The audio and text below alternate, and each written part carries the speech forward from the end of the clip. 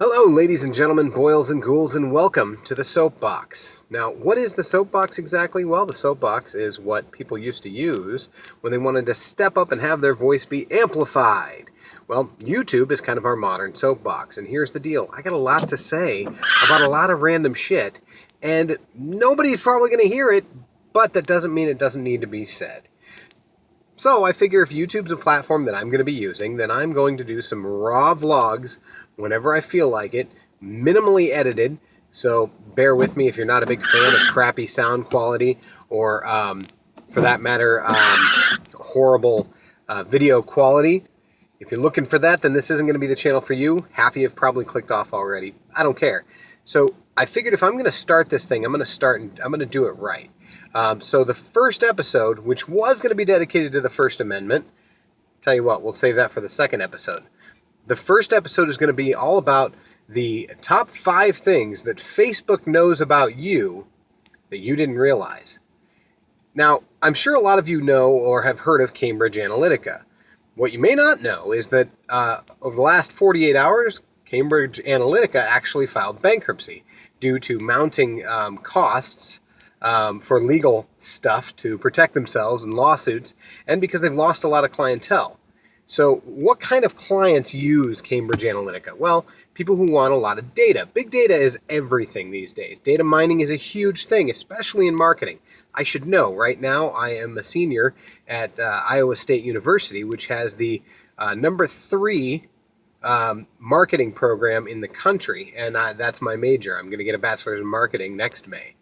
So I figured I would talk to you guys a little bit about what Facebook does with your data and why it's important and why you should know about it. So I'm going to refer to an article that was in CNN on CNN's website, April 11th, 2018, entitled "How Facebook Likes Predict Race, Religion, and Sexual Orientation."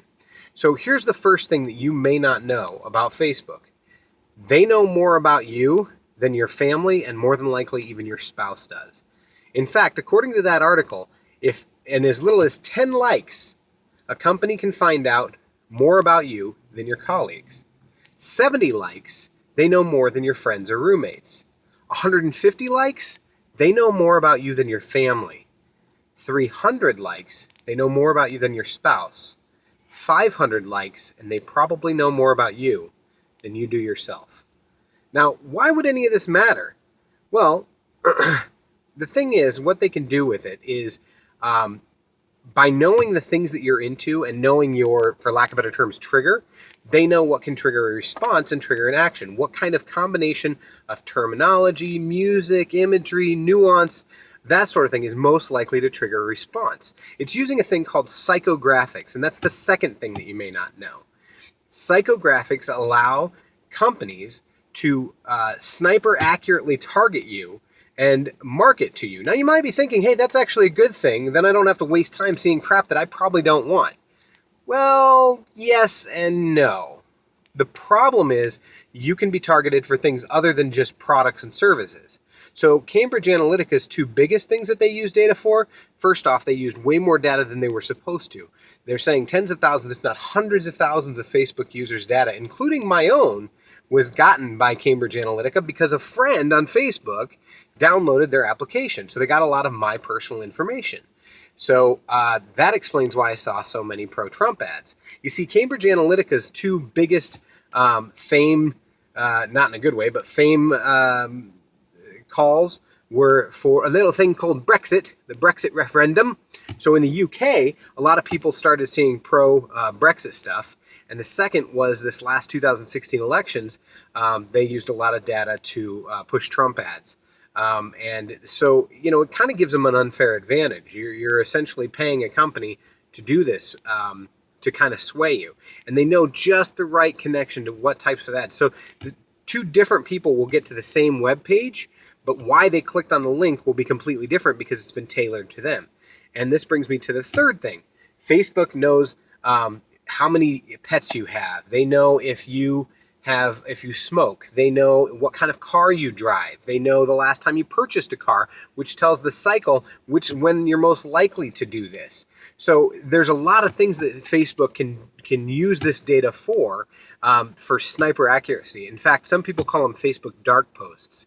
Now, number two, and this is kind of a creepy one.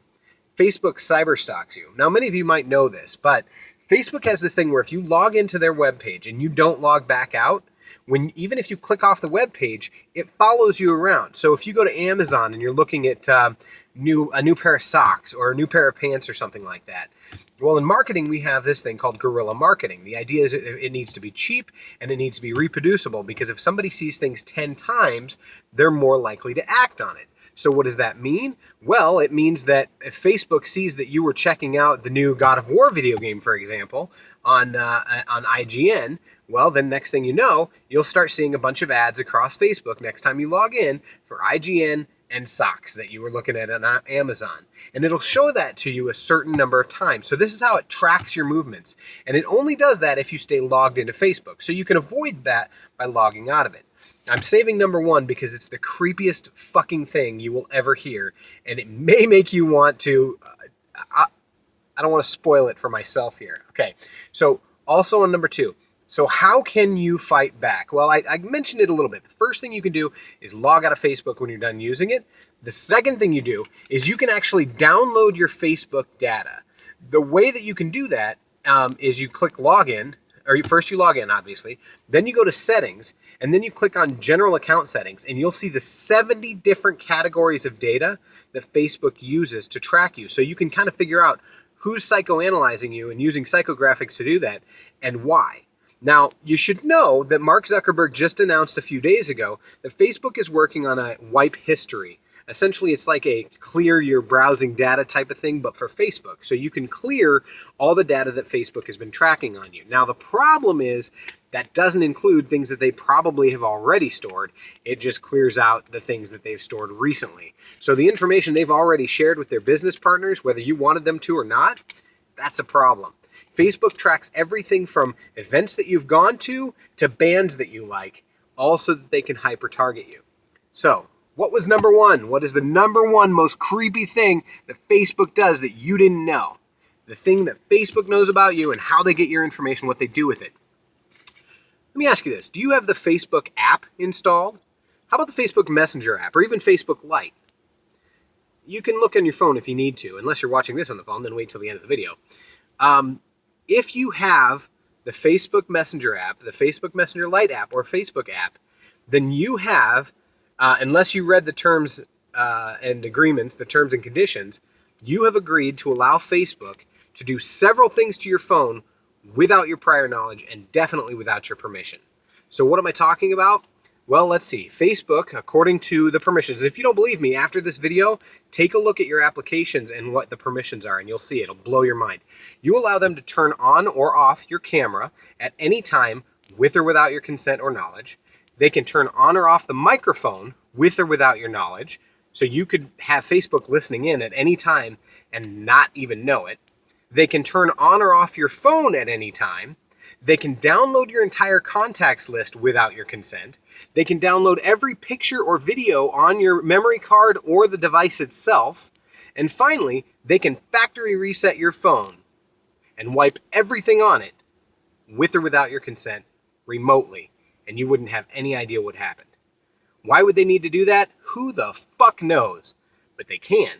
And they can use whatever data they find on there, including all of your private contacts, all of your private emails, all of your Gmail settings, everything, to their ability. Now, how do you avoid all that shit? Well, don't download the Messenger app. Don't download Messenger Lite. If you've got to use Messenger, do it on a laptop. As far as the Facebook webpage goes, you can actually open your browser, go to Chrome, go to whatever browser even the generic one that comes preloaded on your phone. And you can go to facebook.com, log in that way, and you don't give them those permissions. However, the minute you download that app, it's happening. So obviously, we live in a scary time, folks. Data is money and everybody wants it, okay? You can do crazy things with the amounts of data. And even if you think, I have nothing to hide, it's not about hiding your personal stuff. Who cares who knows my birthday? That's true. Maybe nobody does care who knows your birthday, but it's not about your birthday. It's about your mother's birthday. It's about your daughter's birthday. It's about the fact that you have a daughter. It's about your girlfriend's birthday. It's about your anniversary. It's about all these private things that you don't necessarily want political campaigns and government agencies to know about, and all they have to do is pay the right amount. Now, that explains why Facebook was under so much hot water. The kicker is this. The Congress people didn't know the right questions to ask because they didn't know the things that you know now. It's time to step off my soapbox for tonight, guys. Thank you for taking the 10 minutes to listen to this. I hope I've somehow enhanced your life, and I encourage you to step out, make your voice be heard. Feel free to share this video and like it, and hit the bell notification, subscribe, all that fun stuff. This is a new channel. I can't wait to see where it goes. I'm hoping to have guests on, and like I said, I'm going to have a real conversation with myself, right, self? Yes, about the First Amendment and what it means today compared to what it used to mean, and how we can use it to better our own lives. So thanks again for tuning in, and until next time, step on your soapbox. Later.